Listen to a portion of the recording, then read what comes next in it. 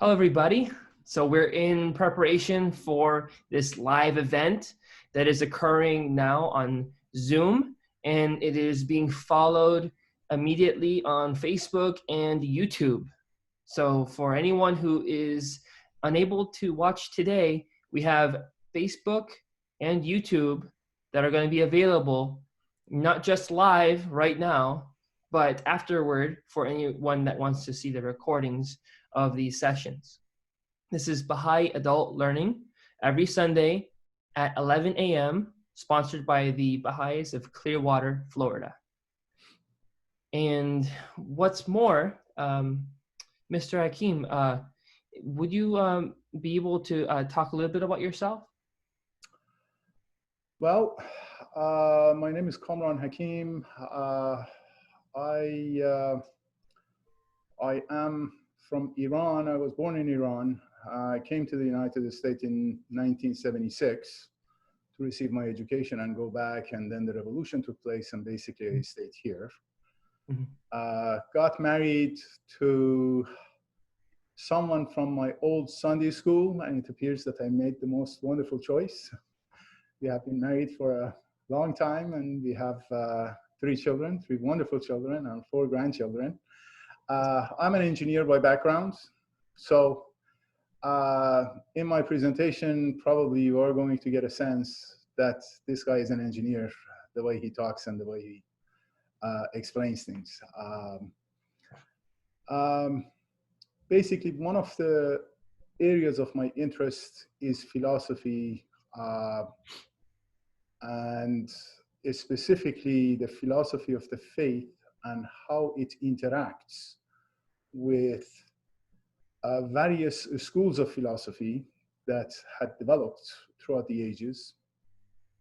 So as a result, I attempted to put this presentation in the context of that. Hopefully people can relate to it, and it is of some benefit to them. I'm a member of the Baha'i community of Worcester, Massachusetts. I live in Massachusetts. I've been in Massachusetts for a long time, except for a couple of years that I was in Minnesota. I have been very active in terms of participating on various internet forums for many, many years. I have a lot of communication with different people throughout the United States and the world, discussing issues related to philosophy. And I've had multiple youth groups and meetings where we had done deep dive into various books in Baha'i writings, such as the Book of Certitude, Some Answered Questions, and so on and so forth. So basically, I think that should summarize it for who I am and what I'm all about. Yes, it definitely does. So for those joining us, this is Mr. Kamran Hakim presenting on world views in crisis as humanity grows from adolescence into the age of maturity, a Baha'i perspective. If you are joining and you have friends that are joining, please, this is available on clearwaterbaha'is.org, www.clearwaterbaha'is.org. This is every Sunday as this pandemic, the coronavirus pandemic continues. Us as a local community in Clearwater have chosen that our community members not go to the Baha'i Center, and that a lot of the events that we've been holding, we find a way to continue them, in this case online. So for those who are joining, as long as the Clearwater Baha'i Center, the doors remain closed as a result of the coronavirus crisis, we are hosting these Sunday discussions, these Sunday Q&As and presentations. These are available and will be continuing to be available as long as the coronavirus crisis continues. So please share this around with your friends and your family, because these presentations are not just fruitful They are several of them, and we have them on the website, clearwaterbaha'is.org. We've started this since I think around March, and we have compiled a few amazing speakers, one of which we're going to be listening to today. So Mr. Hakim, please, I would appreciate to ask, can you present this presentation? It's amazing. Thank you. Thank you very much. Okay, basically, as the subject line explains, I tend to believe that we have a crisis in our worldview, and the purpose of this presentation is to touch upon basically one of the fundamental worldviews that has had far-reaching implications in human life, and it continues to have far-reaching implications in human life. So have that in mind. So I'm going to explain exactly what it is that I'm going to be looking at.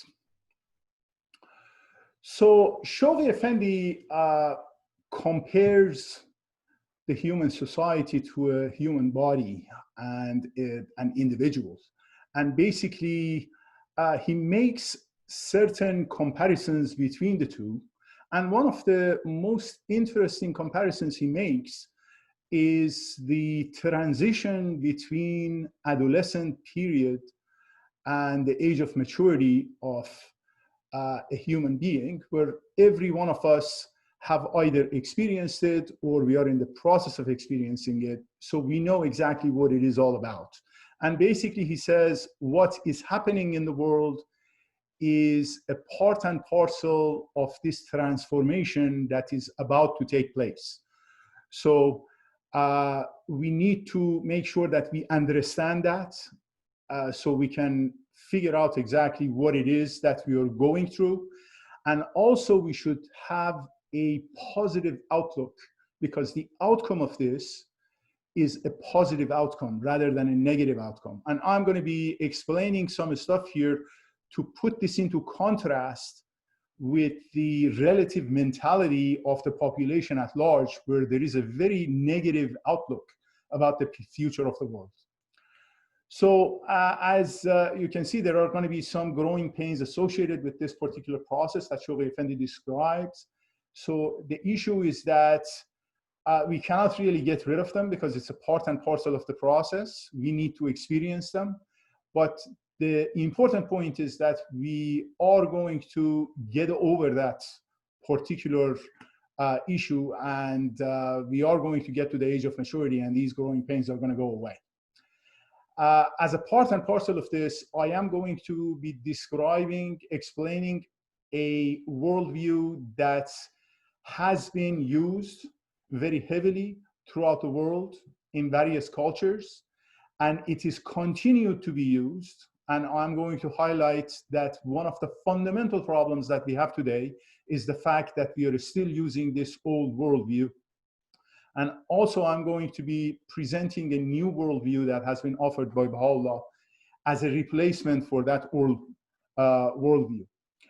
So my expectation from the people who are participating here is not to walk away having that aha moment that I understand. I much rather you walk away with questions and say, what is it that this guy was talking about? Is he out of his mind, or is there something that I need to explain? And I think if you walk away with some more questions after this presentation, then I have been successful in what I have attempted to convey. And if you walk away with saying that, yes, I agree with this guy, I would recommend that you think twice, because it is, as far as I'm concerned, if you walk away with more questions, then that is going to open the door to explore that why is he saying what he's trying to say. So having said that, I would like to walk you through an experiment that we are going to do with 7.6 billion people. So how do these 7.6 billion people see the world? And it appears to me that the great majority of people have a very grim view of what this world is all about and where we are going to be going. So basically, I have broken up this population into two groups, who I'm going to call them religious people and secular people. So there is a table down here, and basically I'm highlighting 4 religious groups here: Christianity, Islam, Hinduism, and Buddhism. And basically these constitute 73% of the population of the planet. I have not even considered the other groups. And there is approximately 14% secular people there. Now, please understand that I am not trying to fit all people into a particular mold and saying that by religiosity, everybody thinks the same.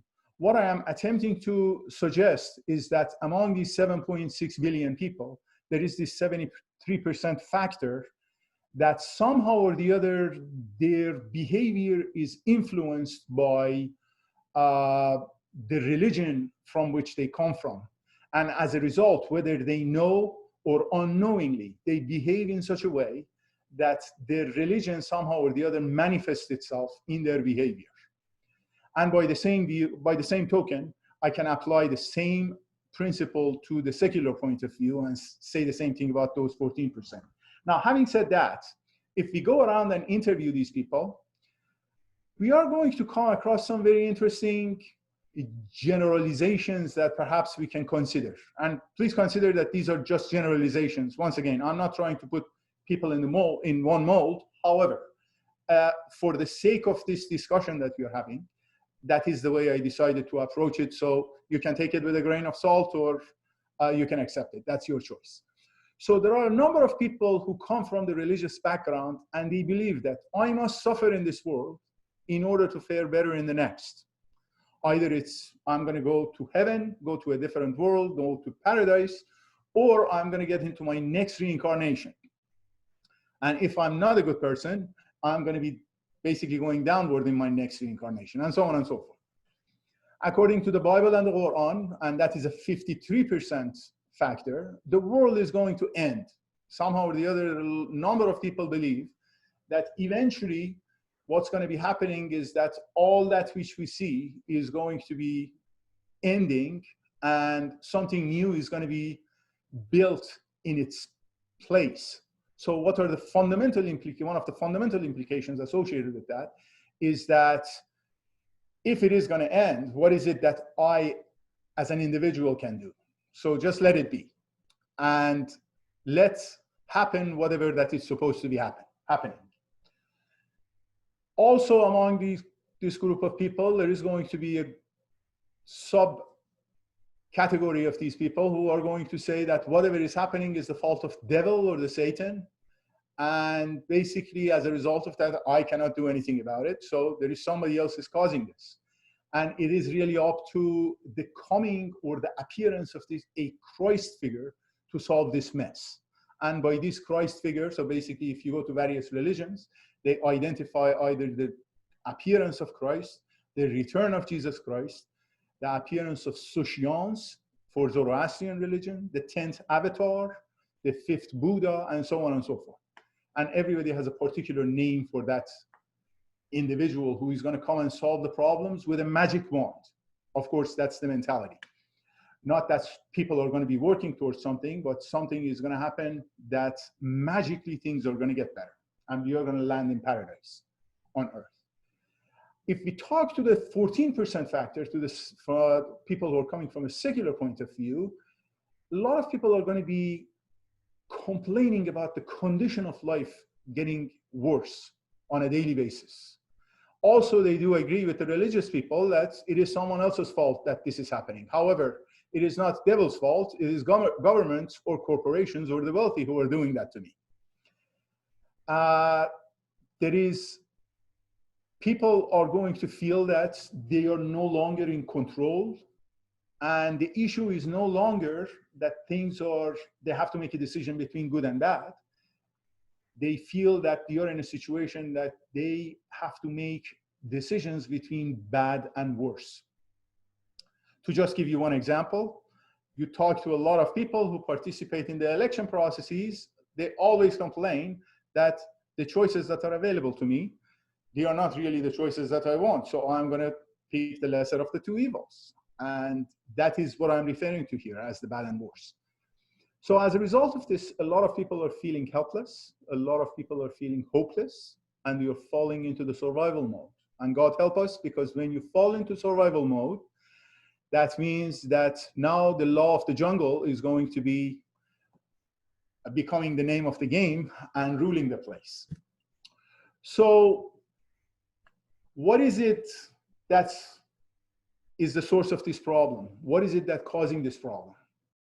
So I have attempted to place the blame on our worldview.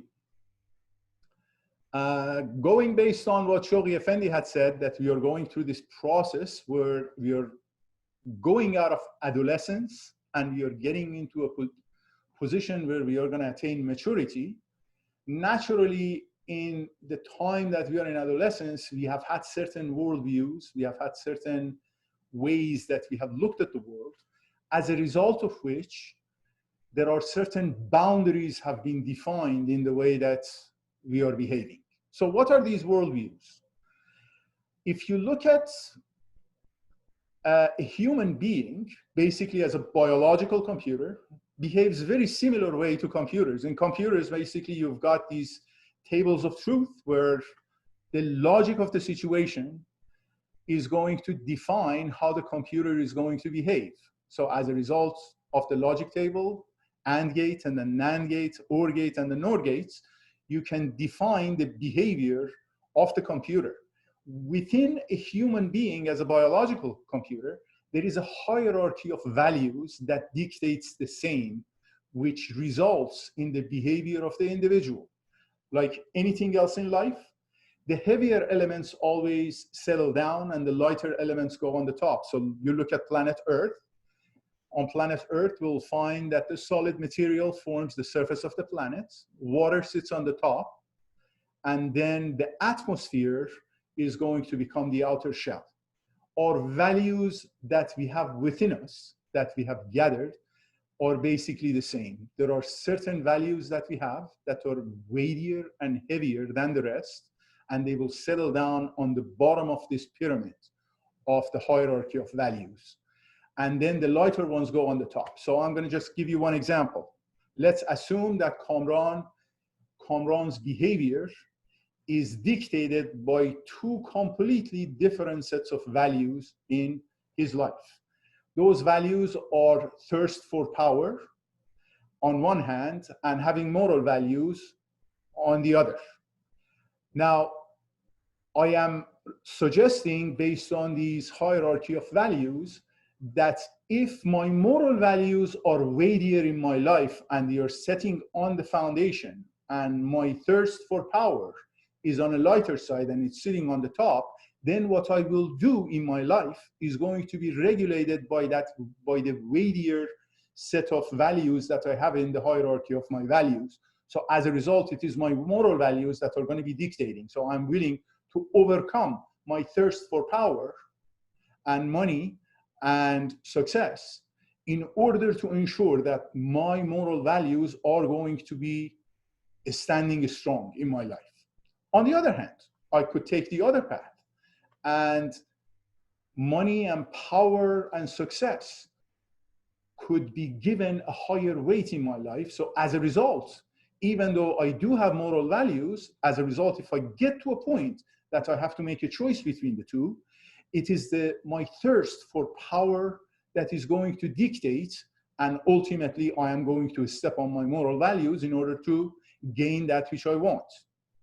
Now, these hierarchy of values that I just talked about, basically, they come from various attitudes and ideologies and philosophies and religious beliefs that we come across as children or as adults within the environment that we live in, and some of which are absorbed from the environment as environmental factor, and we accept them and we absorb them without truly understanding what it is that we have accepted and then they automatically become a part and parcel of our behavior. And there are other things that we accept by our own will, and they become manifest in our lives. So as a result, there are certain of these values that we are aware of, and there are certain that we might not. And I'm going to give you a couple of examples. A person might be quite aware of the fact that you're truthful. Or on the other side, a person could be an avowed capitalist. That is their value in life. So as a result, that is how they are going to behave. They're very well aware of that. There are some other values that might not be as apparent. For example, some prejudices. A person might have a racial prejudice. They may or may not be aware of the fact that they have racial prejudice. They have to come across interacting with the people of other races in order to get to understand whether they are racially prejudiced or not. And in some cases, it goes completely unnoticed and they behave in such a way without ever realizing that. And some people do realize and they push for it and they go in that particular path that they want. Now, among these worldviews that have played an important role in human life are some of the things that have been mentioned by Plato. Plato is one of the philosophers of ancient Greece, and he has played a major role in some of the things that have happened throughout the world, because his teachings have basically been studied to the nth degree, and they have been emulated in various fields, extending from political science to social science to psychology and so on and so forth. So having said that, I would like to highlight one such a teaching that comes out of Plato's Republic, where he discusses one allegory, which is called the Allegory of the Chariot. And that is going to be the subject of our discussion because it's, in my opinion, it has played such a crucial and fundamental role in human life. So basically, this particular allegory describes the human nature at two different levels, both at a personal level and at a societal level. So at a micro level and at a macro level. And I will put that into discussion as we move forward. Now, before doing that, I would like to describe what this allegory of the chariot is. So as you can see in this picture, this allegory of chariot is made out of two horses. So basically, we are dealing with two Pegasus. These are the two winged horses. One of them is white, one of them is dark. And then there is the chariot itself, and then there is a charioteer. So these two horses are basically the motive force for this chariot and allow the chariot to move forward. And then the person who is the charioteer, it represents the reason. So between the two horses, one of whom represents the spirit, the other one the appetites, and then the charioteer represents the reason. From the point of view of Plato, a human being is made out of three elements, basically. The human soul is made out of three elements. One of which is reason, and the other one is the spirit, the human spirit, and the other one are the human appetites. Now, as you can see, he refers to the human soul having three parts. However, if we look at philosophy at large, we will see that the term soul has two separate meanings. One as the entity that has these different characteristics within which resides the spirit and the reason and the appetites.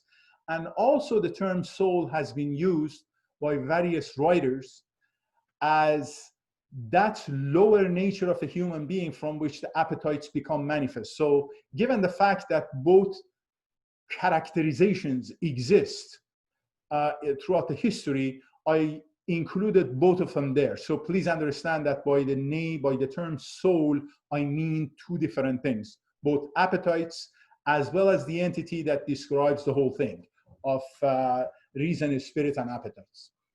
So having said that, this allegory of the chariot has one single outcome or the ultimate meaning, and that is that the soul is going to be most fruitful, and the soul is going to be most free and functioning in its best if reason is going to be in control. Now, please understand that we are talking about the individual here, in the life of an individual. So having said that, now I would like to look at this allegory of the chariot from the point of its characteristic, both at a personal level and at a societal level, at a micro level and at a macro level. And then look at the characteristics and the outcomes. Please accept my apologies for this page having so many pieces of information in there.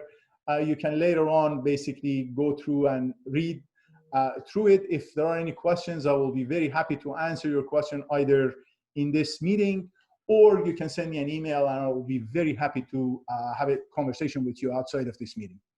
So at a micro level, basically this chariot of, this allegory of the chariot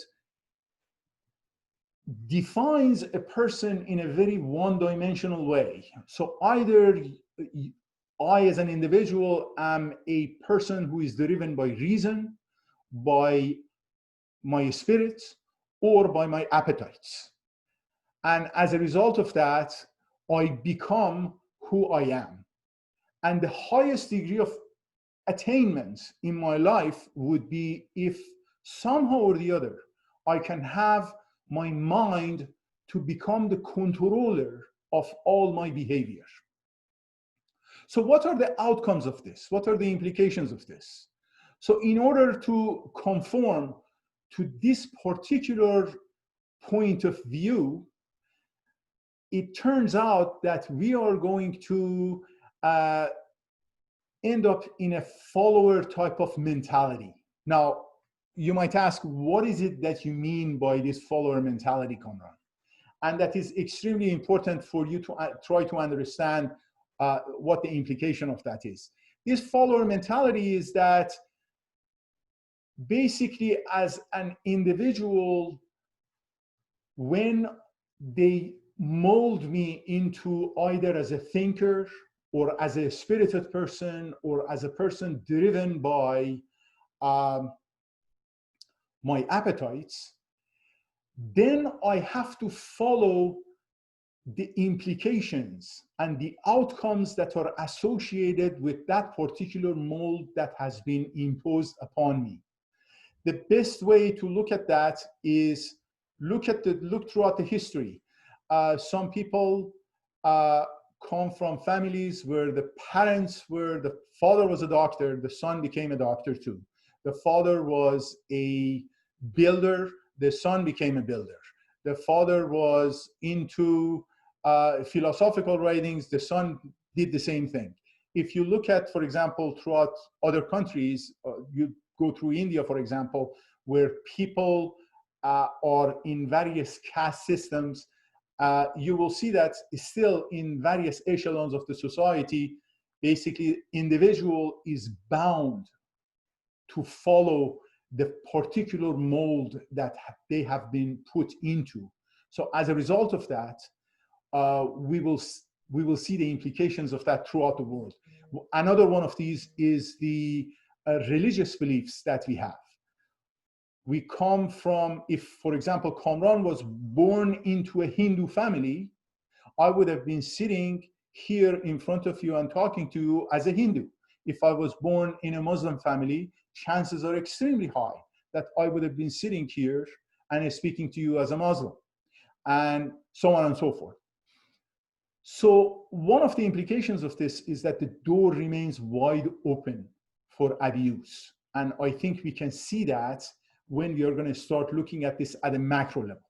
So at a macro level, if you look at the characteristics, the appetites and the spirit exert different degrees of influence throughout the society. And as a result of that, we have become stratified into different layers in the society.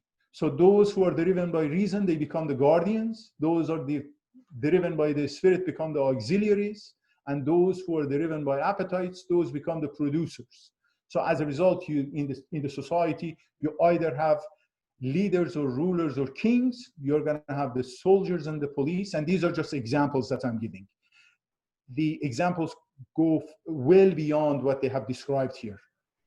And if you are driven by your appetites, you become a laborer or an artisan and so on and so forth. So the highest degree of cultural and spiritual attainments within this framework is when you have the guardians or the shepherds to direct people to go to a particular direction. So we can have the best outcome as a result, as a part and parcel of that. So at a macro level, basically a human guardian physically is going to be controlling the masses. I'm going to give you some examples. If you're living under a monarchical system, it's the monarch who is becoming the charioteer and pushing an entire nation towards a particular direction. If you're living in a religious society, it's the religious leader who becomes the charioteer. Just a fundamental example of that is look at Iran today, where we have the grand charioteer as an ayatollah is running the country, and then you've got the lower charioteers who are pushing people in various directions depending on their point of view of how a person should be living. A husband in this model emerges as the charioteer of his wife, and I'm giving you two examples here. For example, if you look at Christianity, Paul indicated that a husband is the head of his wife, and head is basically the center from which the reason and the mind emanate. And in Islam, for example, men have been defined as the protectors and the maintainers of women. I would like to make sure that you're not going to walk away to take these two examples that I have given as examples that I'm attempting to put down these two religions. Far from it. That is not the point. I just simply use these as an examples for you to see that how far-reaching is this methodology that was established by Plato in his Allegory, and how this allegory was adopted into a religion that appeared 2,000 years ago. Plato lived somewhere around 2,500 years ago. So Christianity adopts this, and in the context of this particular understanding of the time, represents a view that fell inside of this particular mold. Or in Islam, a view has been represented in regards to men being the protectors and the maintainers of women that falls within this particular mold and this particular model. So there is no idea, no thoughts about putting down. I'm just trying to give you an example that how influential the view of Plato was, that even in religious texts, the model was used in order to derive meaning from it for people to be able to understand. Now, I provided here some examples that you can see physically. However, the more dangerous ones come from philosophical and ideological guardians. So for example, from a philosophical point of view, we have got communism, we have got other various schools of thought that describe the way philosophically how a person should be behaving. One of which is, for example, the supremacy of a given race. For example, people have found in schools of philosophy that supremacy of a given race is the name of the game. So as a result, that is the methodology that I want to use and I want to follow. And that really follows, and it is completely in tune with what Plato had described. In regards to ideologies, we can see supreme examples of that today.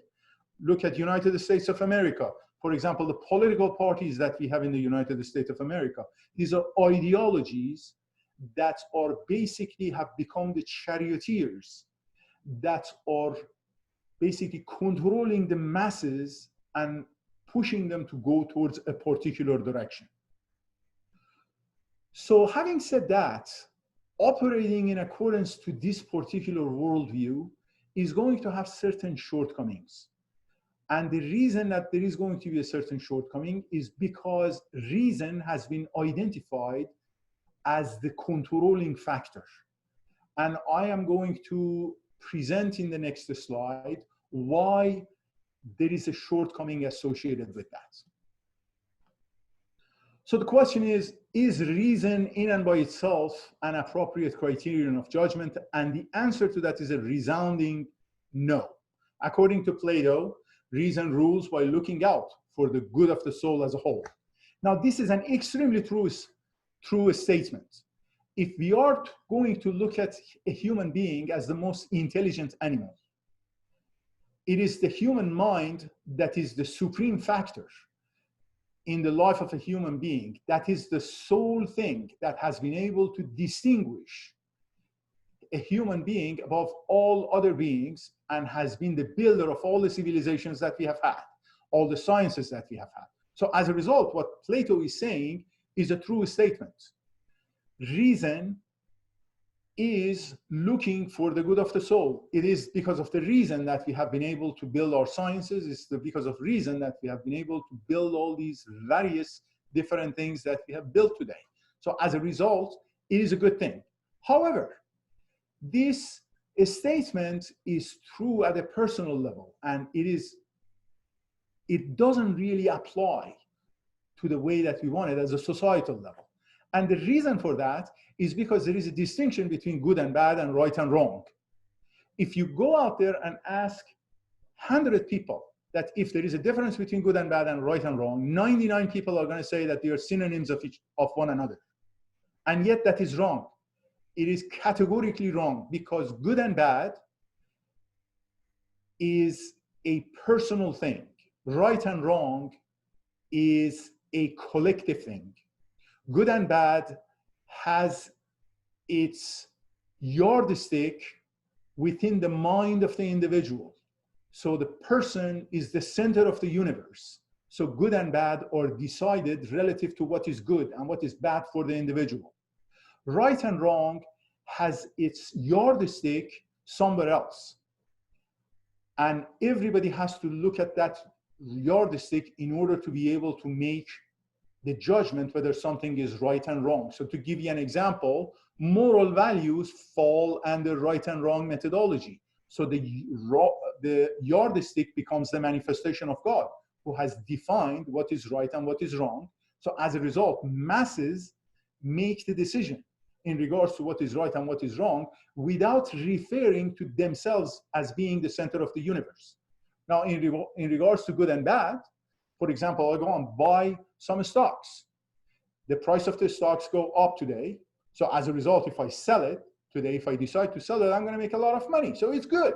Hallelujah and praise the Lord. However, if I make a choice that I am not going to sell that today, and I'm going to wait until tomorrow, bad news is going to come somehow or the other. The company is going to publish a bad news and the price of the stock is going to go up. So tomorrow the price of the stock is going to go down. So that which was good today is going to be bad tomorrow. That which was good for me today is going to be bad for me tomorrow. So you see, good and bad are relative to the individual, and they are going to be changing by time. Right and wrong are going to be relative to something more than one, to an entity which is more than one, and it is going to have a much longer lasting implication. I'm going to give you one more example. I'm spending some time here because this is extremely important. So consider me as an individual. I can make all sorts of decisions in my individual life as a single person. I can come home as late as I want. I can sleep as long as I want. I can choose whether I want to work or not. It is me. I am the center of the universe of my life, and I can choose exactly what it is that I want to do. Now, imagine at some point I'm going to make a decision that I am going to get married. Now, imagine that I am going to continue doing what I was doing as a single person. Then I am going to be faced with the wrath of my wife, because now another individual has come in. the singularity that was defined as me as a single person has turned into a singularity of a family as a couple, a husband and a wife. Now, if I behave based on good and bad that I had defined based on me being the center of the universe, that is going to become the poison for the singularity that we call life of a couple as a family, and that is no longer going to work. So the good and bad that was good and bad for me is can no longer be good and bad for us as a couple. We need to have some type of a methodology of right and wrong that both of us can refer to. Now I'm going to make it a little bit harder. Imagine children are going to come in. And now whatever decision that I used to make as an individual, or my wife and I would have made as a couple, is no longer going to be valid as good and bad, because children are in there. We need to consider their rights as well. So as a result, you see the concept of good and bad are going to change. Now imagine, I have given you this example. Now imagine you put these billions of people throughout the world and you allow them to operate based on the notion of good and bad. The good and bad for every individual is going to vary. Now people, in order to solve that, now they have considered bringing the guardians, and the guardians define for the masses what is good and bad, which is the product of their own minds. And those good and bad are going to become diametrically opposite with the good and bad of another guardian or another religious leader or another president or another monarch. And as a result, we are in a mess that we are in now. So one of the fundamental problems that exist with this particular worldview that I have chosen to discuss here is that it is based on the assumption that good and bad is equal to right and wrong, and it is categorically false, unless I am a single person living on the surface of this planet, and that is not the case. So while this equation is going to stay correct at a personal level, it definitely breaks down at a collective level. Now you might say, why was Plato out of his mind? Why did he recommend such a thing? Actually, he wasn't out of his mind. He recommended this for the stage of the development of humanity, which according to Shoghi Effendi was the stage of childhood, and it has brought us to the stage of adolescence. Throughout the stage of childhood, it was necessary for someone to tell humanity and the members of the human race or the members of the society what is right and what is wrong, because the same way that parents guide their children. However, we have reached to a point that this model no longer applies. So I am not by any means putting down Plato here. What Plato had done was wonderful in terms of modeling how a human behaved. However, that model applied to that particular time frame. For those who are scientifically minded, engineering background in medicine, and so on and so forth, you will come across a very similar situation in scientific cases and engineering cases, where we have had models that work within a certain set of constraints. However, as we increase those constraints, we need to change the model in order to be able to make it more relevant. And I'm going to have more discussion of that later on. Now, having said that, in order to bring this into some type of a sense, I am going to share with you a statement that was made by Abdu'l-Baha on the eve of the First World War. As you know, Abdu'l-Baha traveled to the United States and he delivered talks at various places from the East Coast to the West Coast. In one of the speeches that he gave in New York City in 1912, he made the following statement: man is submerged in the affairs of this world. His aims, objects, and attainments are mortal, whereas God desires for him immortal accomplishments. In his heart, there is no thought of God. He has sacrificed his portion and birthright of divine spirituality. Desire and passion, like two unmanageable horses, have wrestled the reins of control from him and are galloping madly in the wilderness. This is the cause of the degradation of the world of humanity. This is the cause of retrogression into the appetites and passions of the animal kingdom. Now, this desire and passion that he's talking about are those two horses that we talked about, the spirit and the soul, the spirits and the appetite. Desires translates into the appetites of the soul, passions translates into the spirit or the white horse, and then he refers to them as the two unmanageable horses, and the reins of control from him, he is talking about the charioteer here, and they are galloping madly in the wilderness. Now, he's referring to the world, the situation of the world right on the eve of the First World War, and he's comparing it to the wilderness. Basically, a society is described by him as wilderness, implying lack of cultivation, where the survival of the fittest basically is the name of the game. So, and that was the reason that basically we went through what we experienced, and so many people got killed. And that wasn't enough. We went through a second one. God help us if we have to go through another one. So beyond the allegory of the chariots.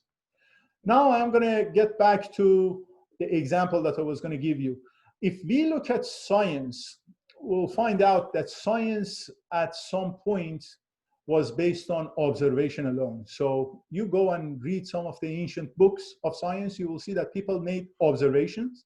Based on those observations, they put them down as science, and that was the science of the time. So for example, somebody looked at the sky and saw the sun rising from the east and setting in the west. So they made an assumption that it is the sun that is moving around the earth without any, giving second thoughts about it. That's what was happening. So that was the reality. So the world was defined as the center of the universe, as something that is sitting constantly at the center, and the sun is rotating around the earth. And that was basically the name of the game for a while. After a certain period of time, that proved to be inadequate.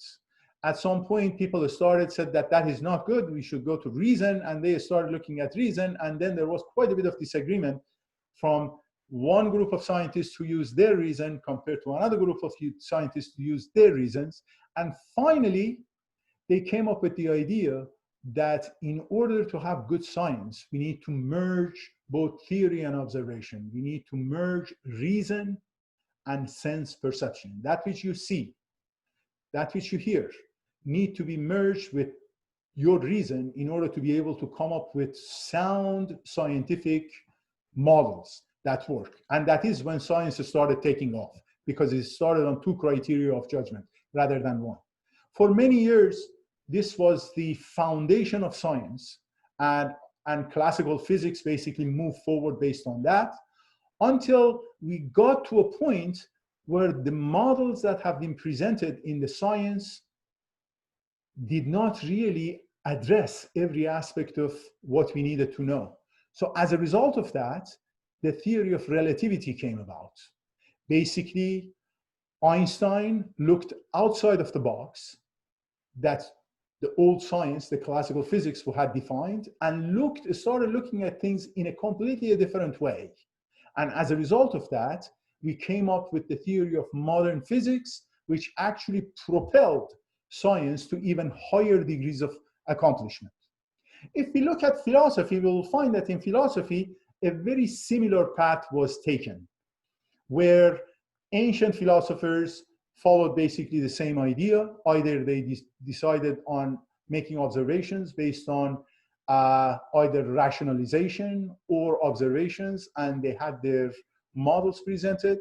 And then later on, we come across Descartes, who came up with the idea of describing things in a mechanistic way. So Descartes actually was perhaps one of the greatest philosophers that appeared in more recent times. And after that, other philosophers basically made very minor contributions, but Descartes had one of the most major contributions that was ever made to philosophy.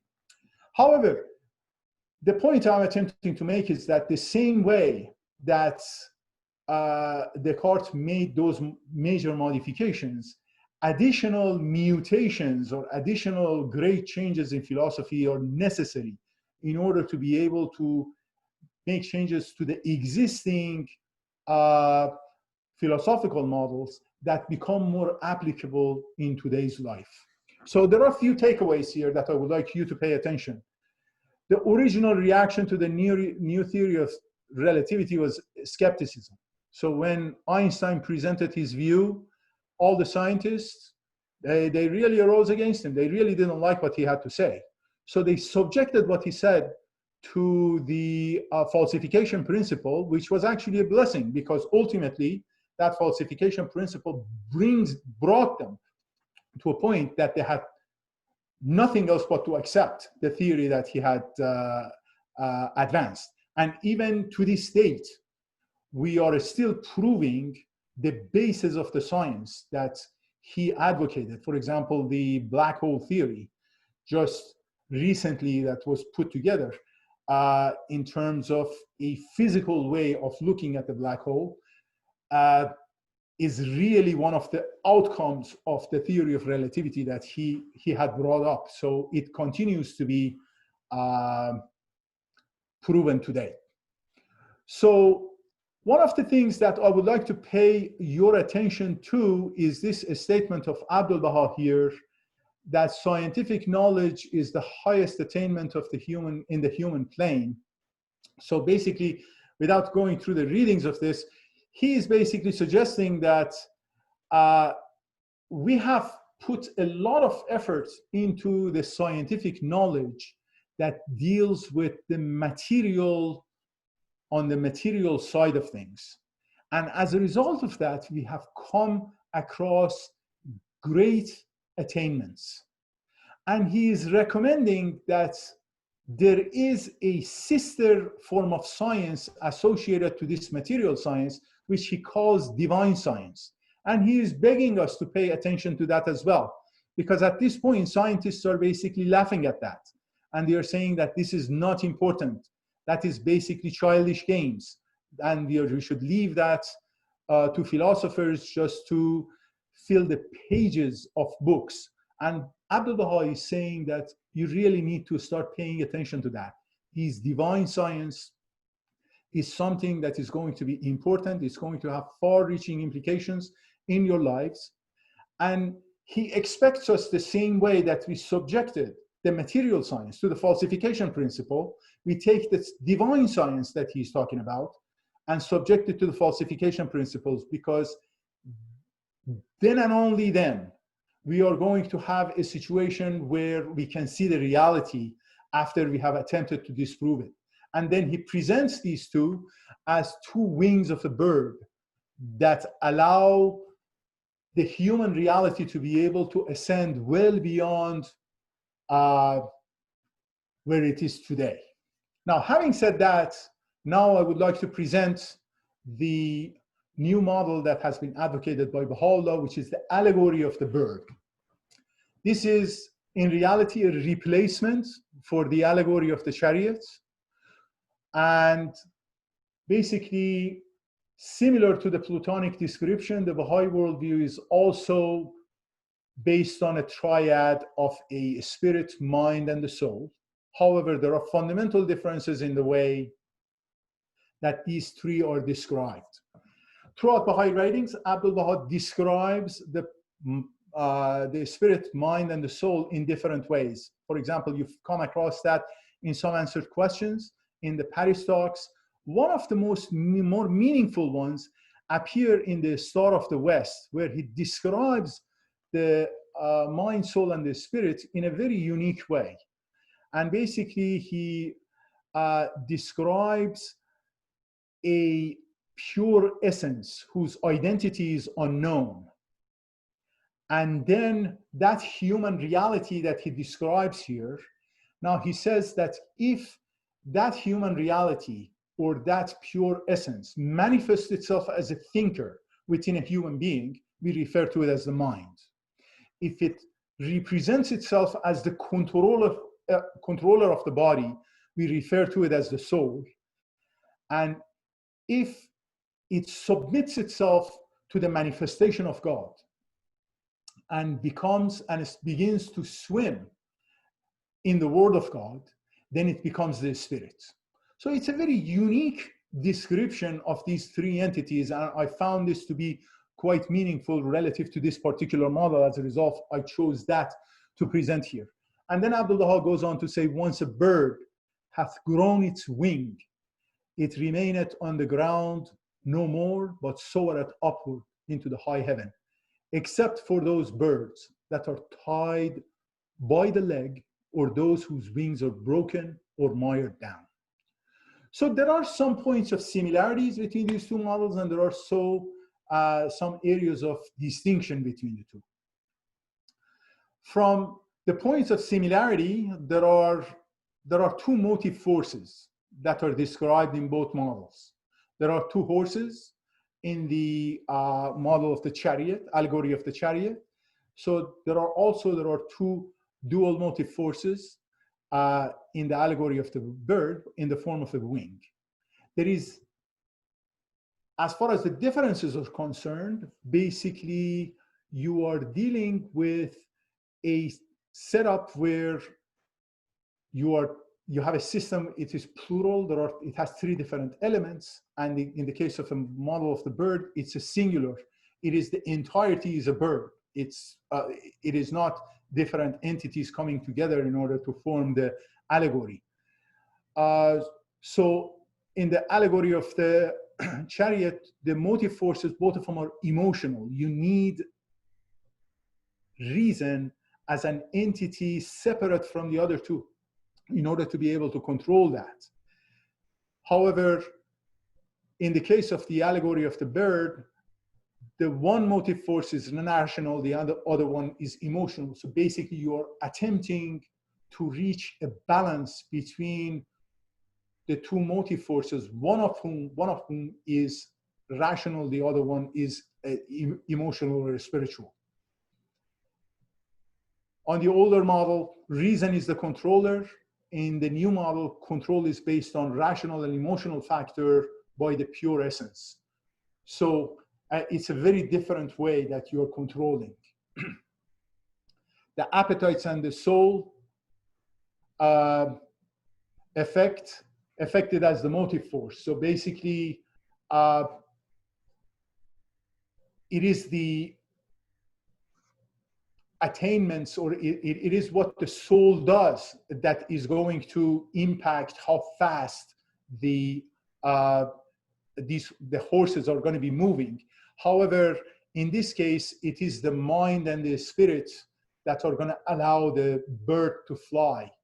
I can probably go through a lot of examples here in order to describe the differences between the two. There are many other examples that could describe the differences between the two that are fundamentally different, drastically different, and they completely imply a different picture.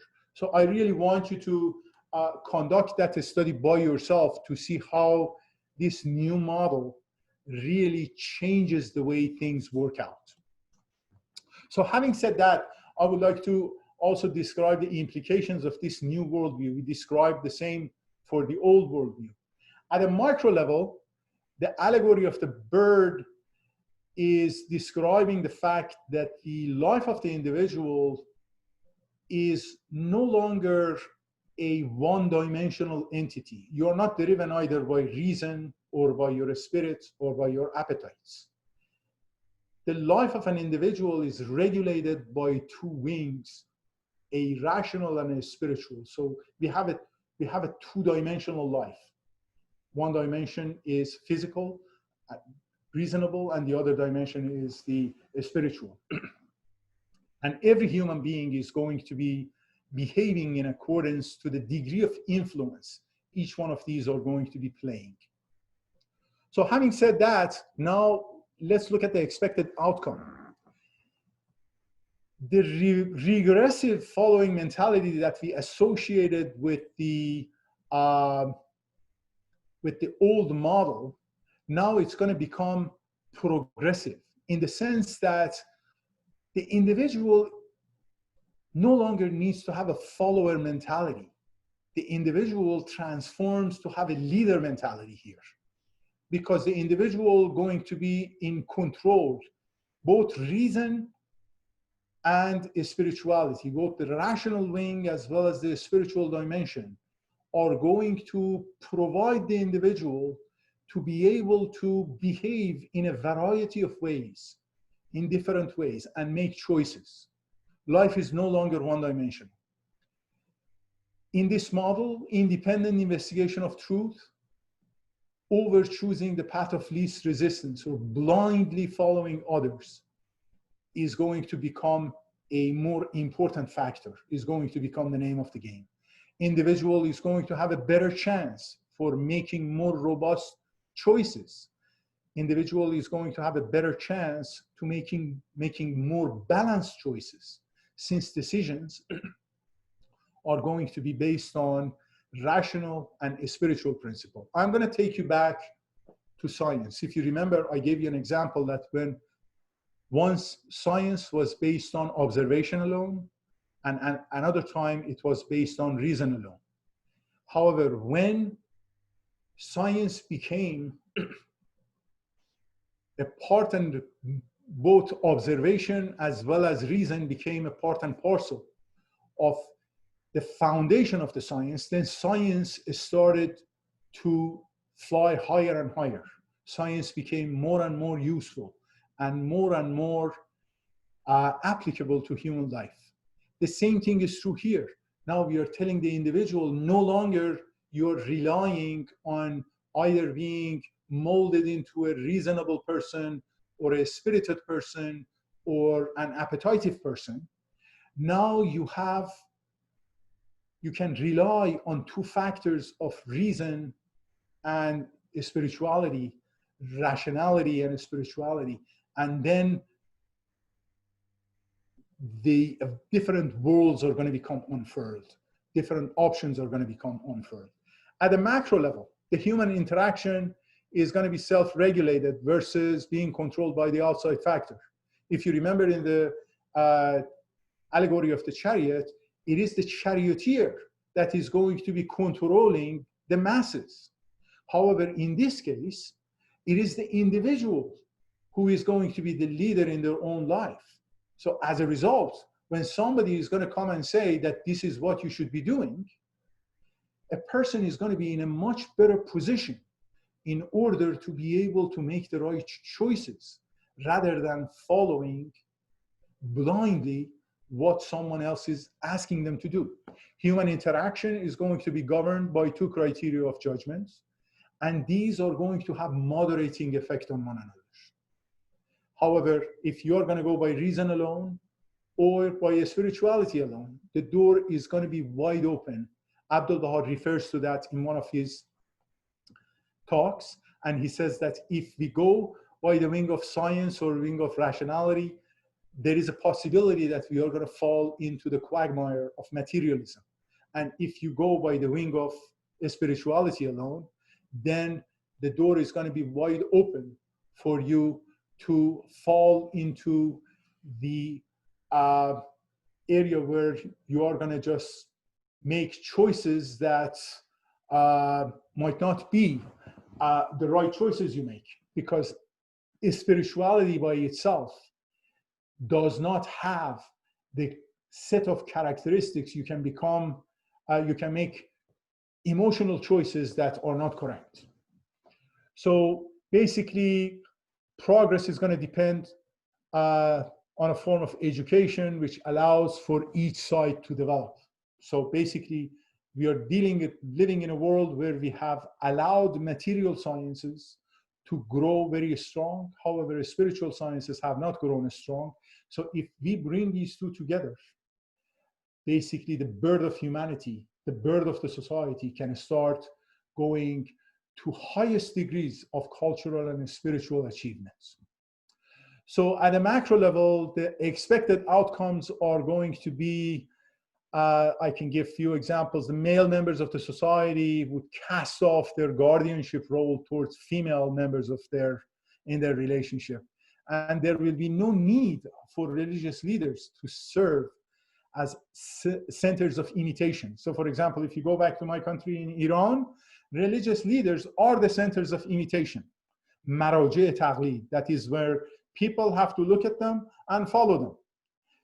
In the Baha'i faith, we are supposed to be turning within, and we are supposed to be following that which the wing of spirituality and that which the wing of science is telling us, in order to be able to come up with the best effective solution, in order to address our needs.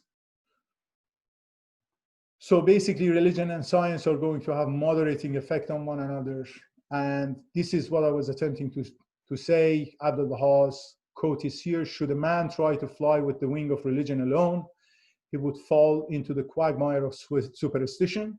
Whilst on the other hand, if flies on the wing of science, he would also make progress, but fall into the despairing slot of materialism.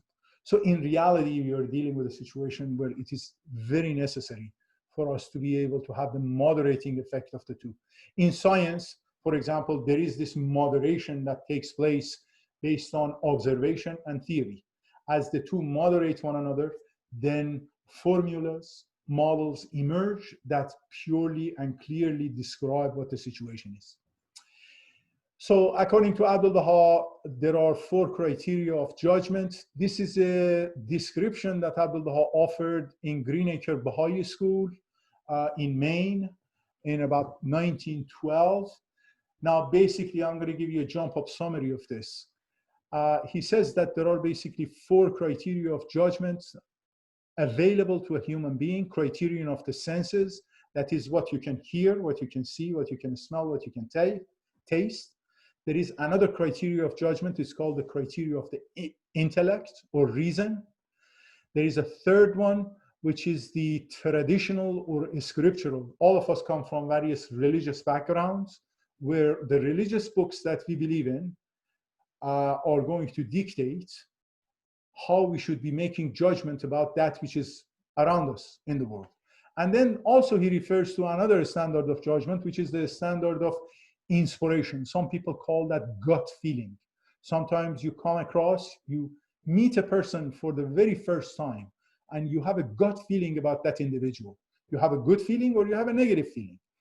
And it turns out that there is certain amount of validity associated with that.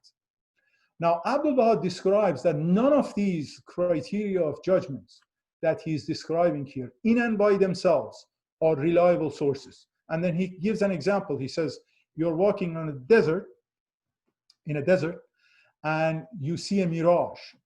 And this is your eyes are basically making a mistake. It is not reality. So you cannot really rely on that which the eyes see. You look at the sky, the sun is turning around the earth, but that's not the reality. So as a result, you cannot really rely on that which you see by itself.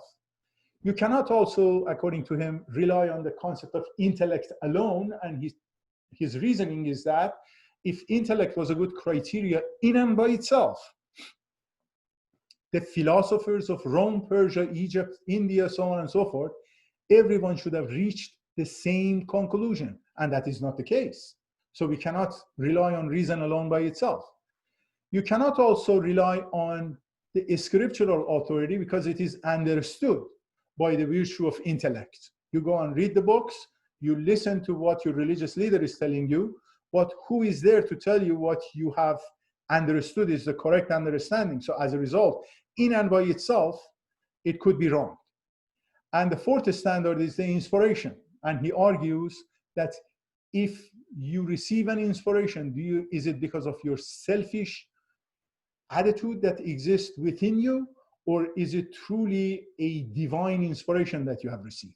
So you cannot really make that judgment which one it is that is the source of that.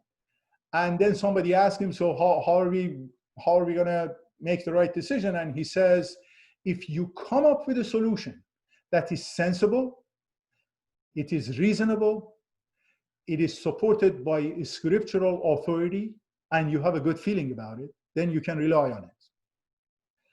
Now, this is a very interesting approach that Abdu'l-Baha is making.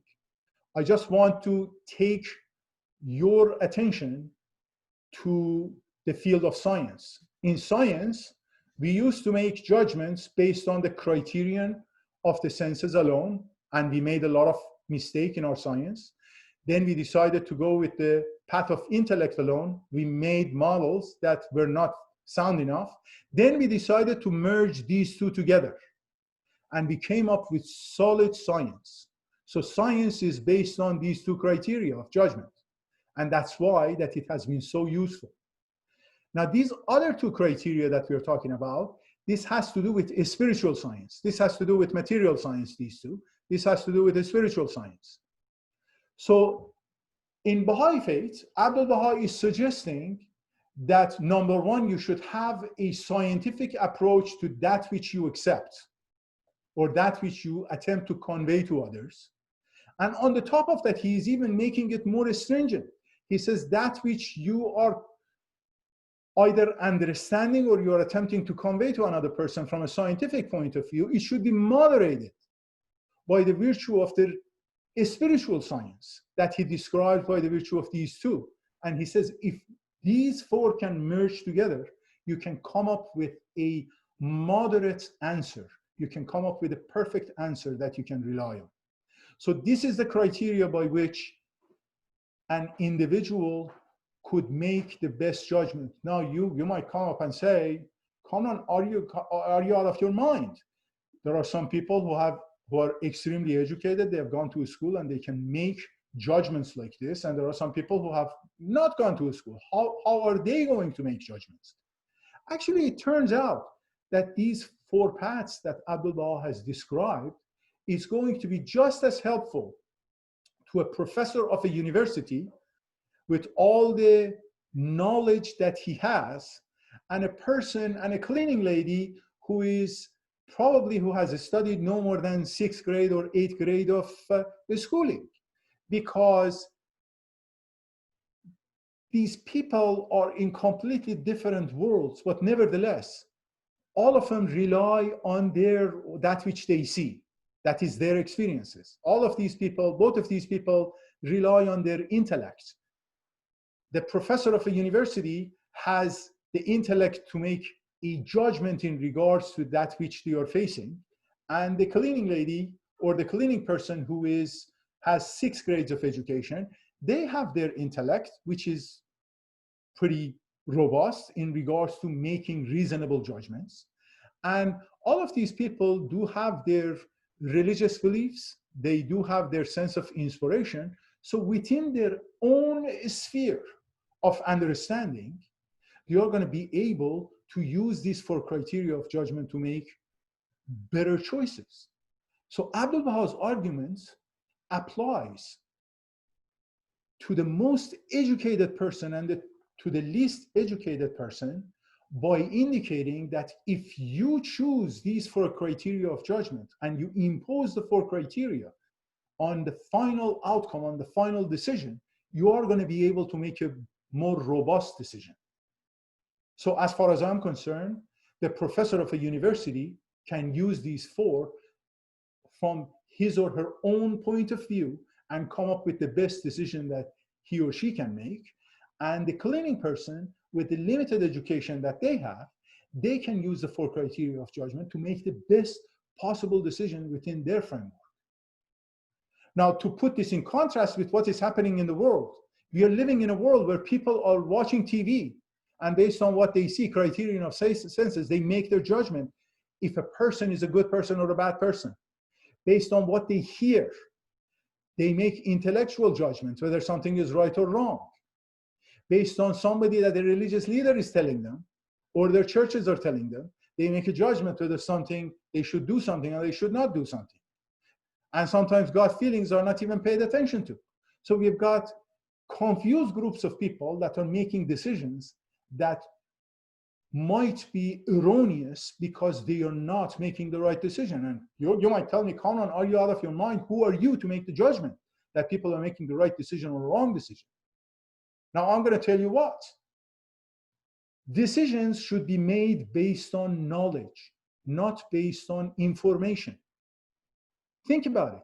If you see something on TV, if you read something for the first time, this is information you're receiving. This is not knowledge. Knowledge is when you receive something and that has been digested and has been turned into knowledge. In majority of cases, people have a knee-jerk reaction to that which they hear or that which they think they understand.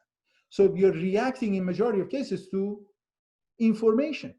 And that is the reason that we are bound to make wrong judgments. Don't forget, we are living in an era that is called information age. It is not a knowledge age. People go to internet in order to gain their knowledge.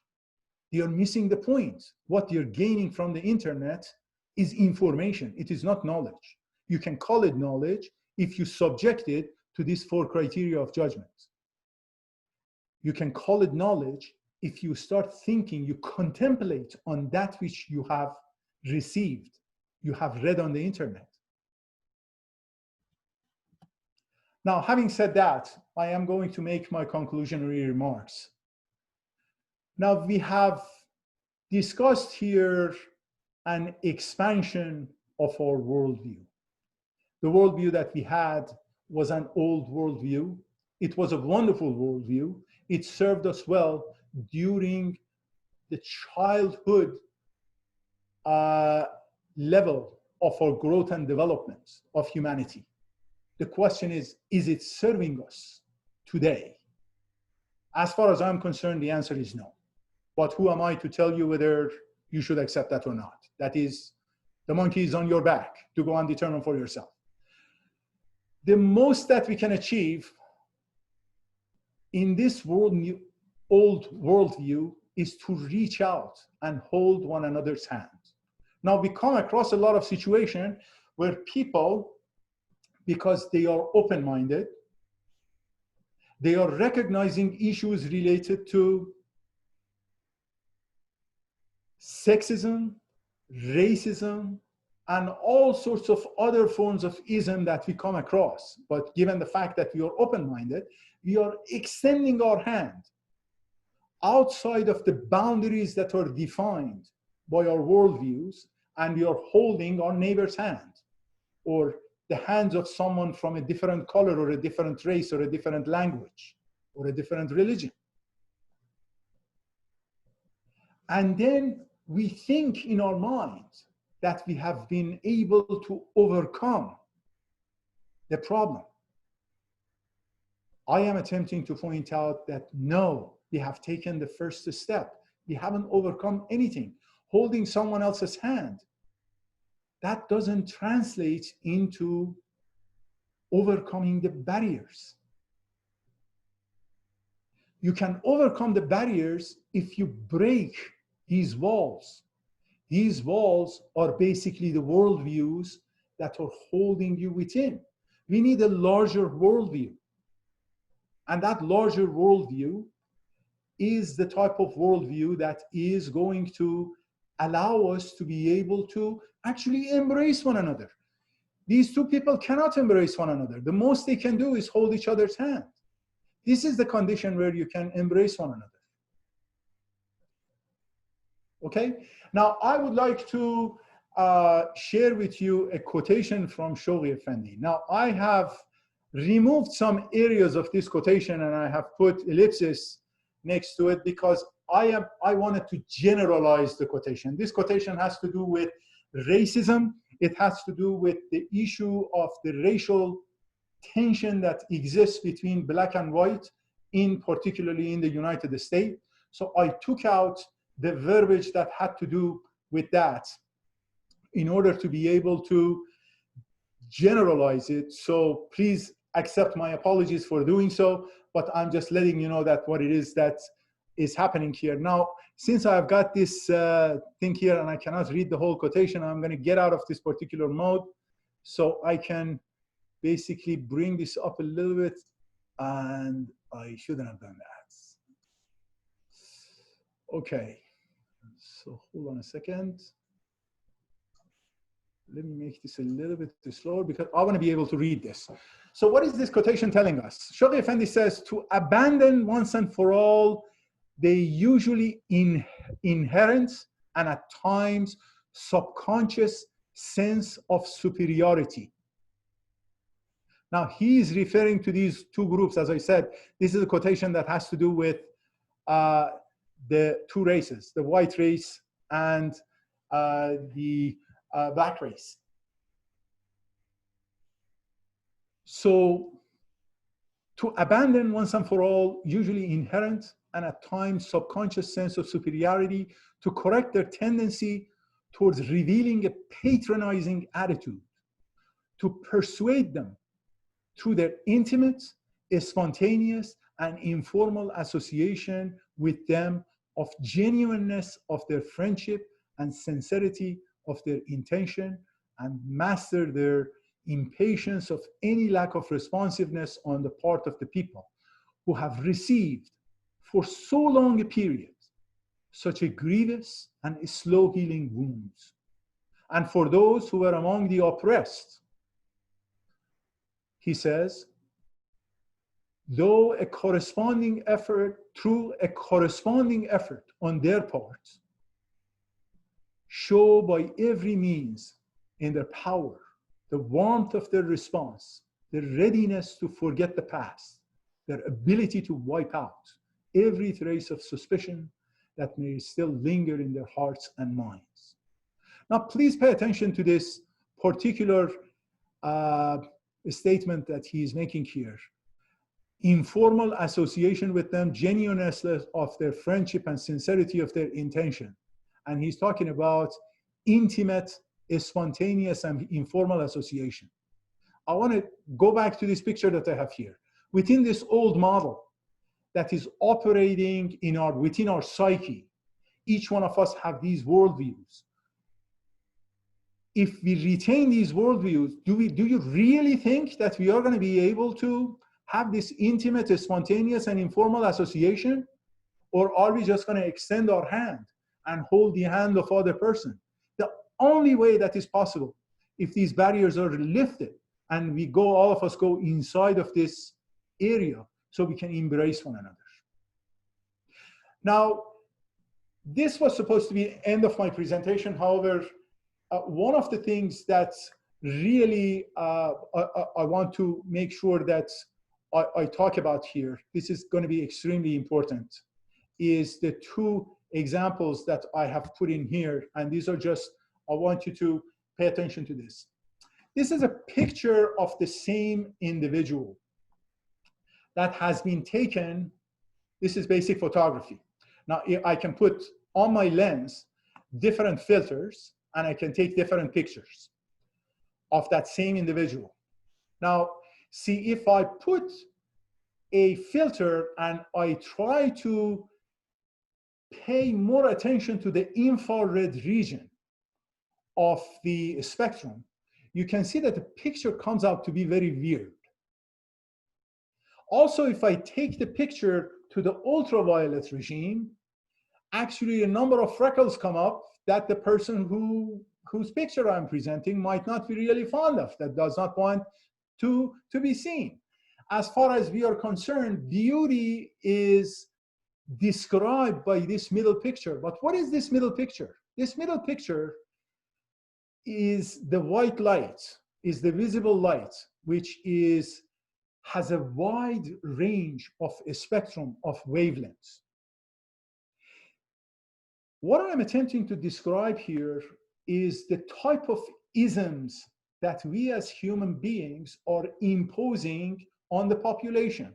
So for example, when we put white supremacy as an ism on the population, you are forcing the population to look at another human being within this range.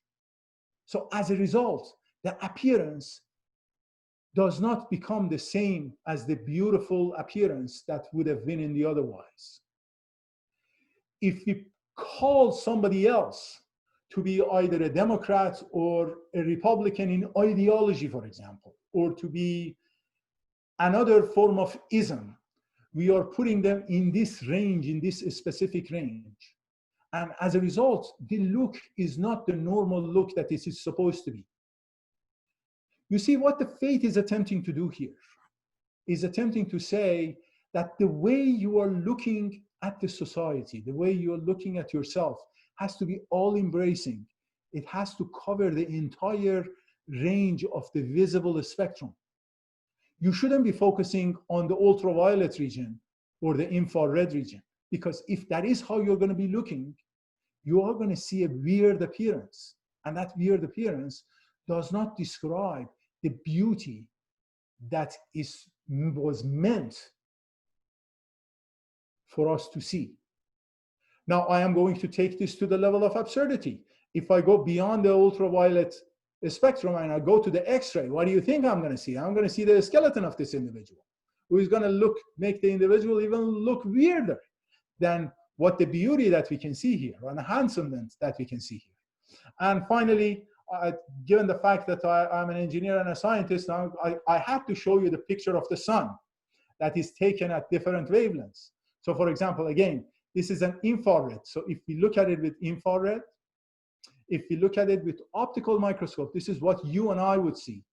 If we just go and look at the sun, of course, please try not to look at it because it will damage your eyes. But nevertheless, the sun looks in a very different way if you look at it at different wavelengths. So if I look at it in the UV range, this is what it would look like. And now if I take it to X-ray, that is what it will look like. So you see how reality changes depending on what type of glasses we put on. You remember in the worldview, when I described, I had the picture of glasses. This is the reason I'm showing you these pictures, because glasses are going to become the filters through which we are going to be looking at the world. And those filters are going to define what the appearance of reality is going to be. This is what the reality was meant for us to see. This is the reality what was meant for us to see. We were not meant to see the color of the face of another individual. We were not supposed to see the sex of another individual, whether you're a man or a woman. We were not meant to see if a person is a little bit on the heavier side or the lighter side. We were supposed to see a human being. Yes, those are characteristics that we can refer to. However, those are only characteristics. They are not supposed to be characteristics that are going to make us make judgment on other individuals. Please accept my apologies for the verbosity of this presentation. There was a lot of material I had to present here, and I would like to end it at this point. If there are any questions, would like to open the forum for questions. Yes, so we do have a question. Thank you. The question is there an absolute right or wrong? Or is it relative to the period of human history? Or even in a fixed period, is application of right or wrong depending on the socioeconomic system of the diverse communities in the world at that time? Right. This is an excellent question. Excellent question. Thank you very much for asking that. Actually, if you look at, and I'm going to start from good and bad and then go to right and wrong. Mm-hmm. You see, as far as a human being is concerned, good and bad is going to be relative to what I see. So naturally, I define the boundaries of what is good and what is bad. Then we get to what is right and what is wrong, which, as far as we Baha'is are concerned, that is defined by the manifestation of God. So they become like a stake in the ground relative to whose behavior we define what is right and what is wrong. So now you are asking the question, is this right and wrong that the manifestations of God are recommending? Are they absolute or not? So as you can see, basically we have increased the window of time The good and bad, the good and bad that I talked about was within the life of an individual. Let's say if I live about 60, 70 years or 80 years, I can define the good and bad relative to what I want. So good and bad is going to have a lifetime of 60, 70, 80 years in my lifetime. Right and wrong relative to the manifestation of God is going to be a much period of time, and it takes generations of people. However, look at the human life. Human life is a dynamic entity. There was a time that we lived in the cave. So right and wrong for the caveman was different from the right and wrong of the group of people that lived in a tribe, and the right and wrong of the people who live in a nation, the right and wrong of the people who live in a world, and the right and wrong of the united federation of different planets that might exist, let's say 100,000 years from now, and the right and wrong of the federation of different galaxies that might be come into being 1,000,000 years from now, right? Because the frameworks are going to change. There was a time that it was necessary for me to be able to defend myself if I lived in a cave. So if there was me and my family, I had the right to murder another person who entered into that cave, right? Now that we live in a society that is cultured, the concept has been transferred into the concept of showing justice, and there are other institutions that are supposed to bring justice to my case and bring safety for me. So it is not right for me to just go and defend myself by having a gun, even though we have people who run around and they say, I have a right to carry a gun, and whoever comes to my property, I'm going to kill him. So you see, the point I'm attempting to make is that, yes, there is an implication of constancy associated with right and wrong, but even that is going to be relative. It is constant within a much larger time span. But given the fact that we have a dynamic life, even that is going to become dynamic in the future. Is the answer clear, the point I'm making? Yes. I haven't received a response from the person who asked the question, but yes, it is very clear to me. If anyone has questions as to what was just explained, please send that, and we can continue elaboration. But one thing that I think that could use elaboration. So you're saying these people who bring messages from God, these manifestations of God, such as Jesus or Moses or Muhammad or Baha'u'llah or Buddha, these people who brought messages at certain points in time, those were our anchor points of objectivity? That is correct. They were the stake in the ground that described what is right and what is wrong. Because for us to be able to behave in a healthy manner within a social environment, we need to have a criteria by which to make a judgment that is going to be acceptable by a group, by a larger group. Now imagine if you have a society of 100 people, and each one of those 100 people live within their own bubbles where they define what is good and what is bad for each one of them. Mm-hmm. Now you try to make a society of 100 people that think what is good for them, what is bad for them, and you're free to make those choices.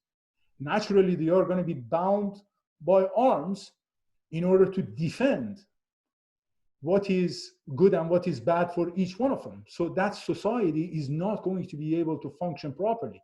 Now, all of a sudden, an individual comes and he says, look at me, follow me, be as I am. Try to behave relative to the set of behavior that I am setting for you as the criteria of judgments. And that is going to take the rough edges away and make your life easier to be able to interact with one another. Other than that, what I consider to be good for me might end up to be bad for the next person. I might build my house in such a way that is going to infringe upon the rights of my neighbor. Who is there to say what is good or what is bad? Because my good is going to be his bad. But if I'm going to operate, if both of us are going to operate based on what is right and what is wrong, which are the rules and regulations that we accept, based on what the city is imposing or the town is imposing, we are not going to get into a fight. This is an example of, a material example of what I'm attempting to make. So we've received 2 questions that are very similar to one another. And we will be again following up. So please allow me to, after I say the first question and we talk a little about it, I come in with the second question. So both of them can be addressed at the same time. So the first question from Regina, she asked, is the challenge of whites and blacks reconciling? She had listened to People of the Eye, which is a presenter yesterday. She brought up. She says that when the presenter said that the African American community can forgive and forget when the whites remember, so they can overcome superiority. I'm going to actually say the second question with it, so to make more sense of this. This is from George and Farida Vaya.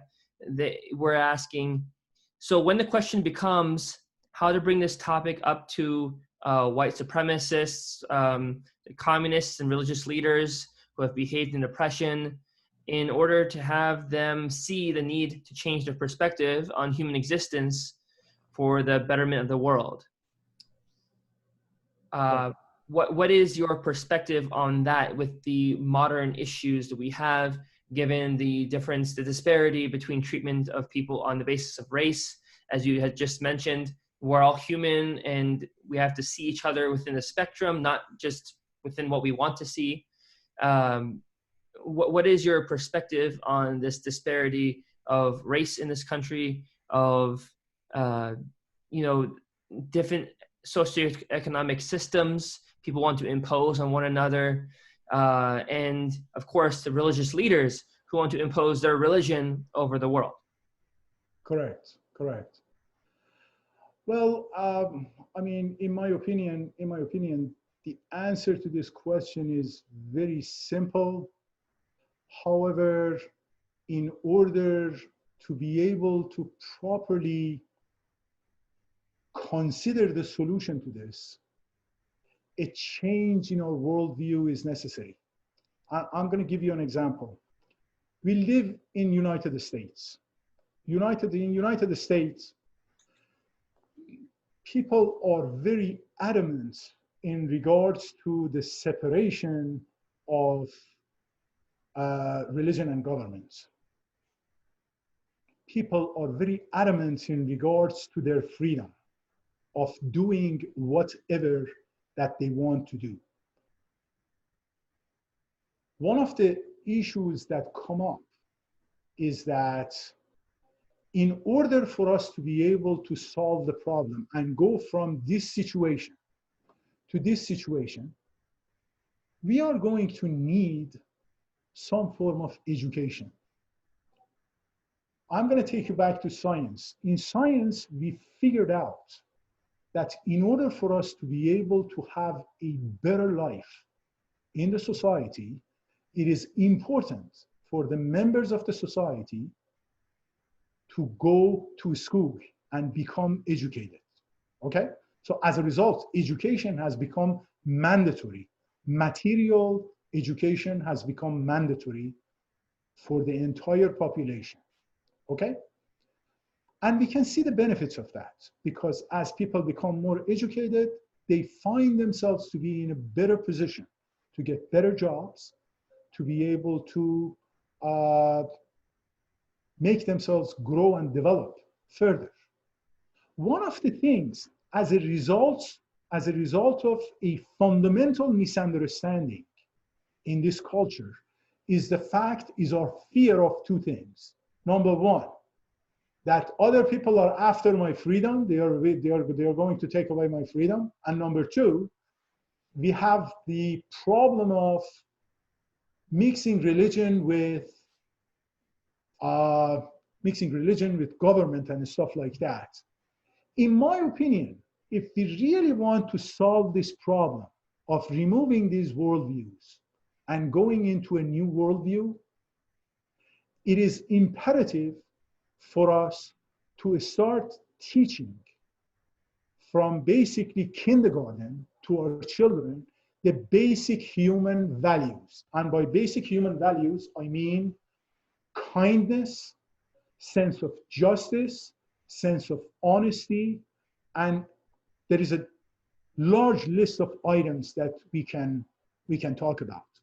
Imagine a society where children are going to be actively taught this fundamental verity of human attributes, or what we in Baha'i faith, we call the attributes of God. We need to overcome our fear of mixing religion with government. It has nothing to do with mixing religion and government. We are talking about if you're living in a society where the members of the community are supposed to have an understanding of justice. Imagine you have a society where people understand justice. Children, a 24-year-old who goes and gets a job or becomes a member of the Congress or a member of a government, has a clear notion of what justice is. And by clear notion, I mean it is a notion of, or it's an understanding that, like science, it is normalized across the entire population. So in science, we understand 1 + 1 is equal to, and we understand x plus y in parentheses to the power 2 is x squared plus y squared plus 2xy. Everybody knows that. Everybody memorizes that, and everybody uses that. We need to understand, we need to have a standard way of understanding what justice is. Now, imagine if you have a society where you are teaching a young black children, young white children, young Persian children, young Mexican children, young American children, and young, let's say, children from Canada. What justice is, when these people grow older, the same way that they understand mathematics, you're going to understand what justice is all about. These are the people who are going to be ready to have the conversation about removing these barriers and embracing one another.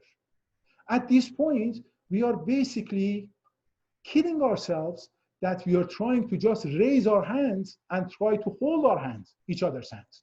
Without removing these barriers, we cannot go here.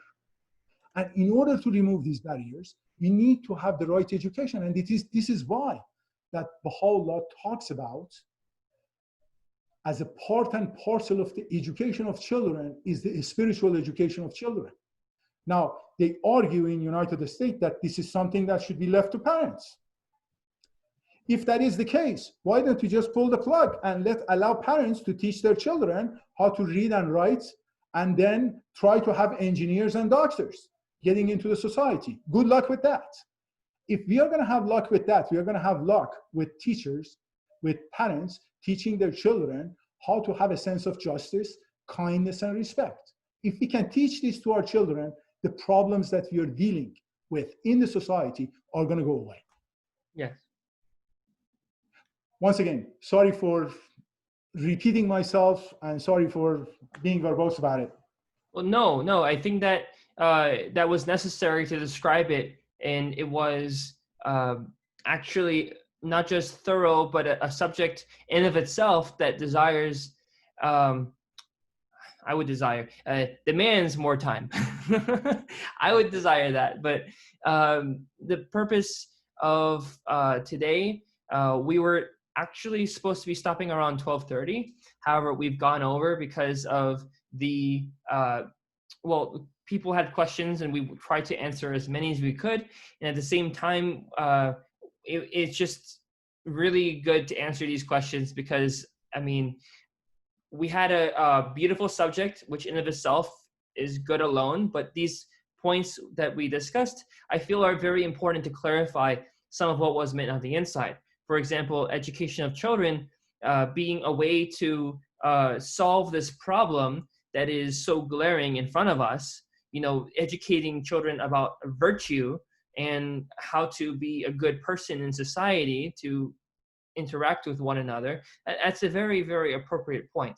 And it, in and of itself, demands a lot more discussion, elaboration, and it's probably another subject for maybe another time if you would be willing to speak about it. So that being said, from the Baha'i Center of Clearwater, the Baha'is of Clearwater, we want to say thank you so much for giving us your time to talk about this and to be not just thorough on the subject, but giving something that is a point of conversation for so many people, discussing what can we do to make a better world. Well, here's the old worldview and here's the new worldview, and here's how we can transition. And you laid out it in a very thorough sense, something that someone else who's watching this can, of course, learn and find how to apply it in their own setting. Now, with that being said, if anyone has questions that have not been answered, please send us a message and we will relay that question to Mr. Hakim, and he can expound upon it further and give you some resources to start you on your journey, most importantly. That being said, this is, again, Baha'i Adult Learning that is available every Sunday at 11 a.m. Eastern Standard Time, the same time as it is in New York, United States of America. If you're joining us from afar, or if you're joining us from a point in time, this is the recording and it's maybe a year from now, please feel free to go to clearwaterbaha'is.org, www.clearwaterbaha'is.org, and contact us there. Send us a message and tell us what it is that you'd like clarification on, and we'll do our best to get back to you as soon as possible. So, Mr. Hakim, thank you so much for joining us today. Thank you for giving me this opportunity. Have a good day. Bye-bye.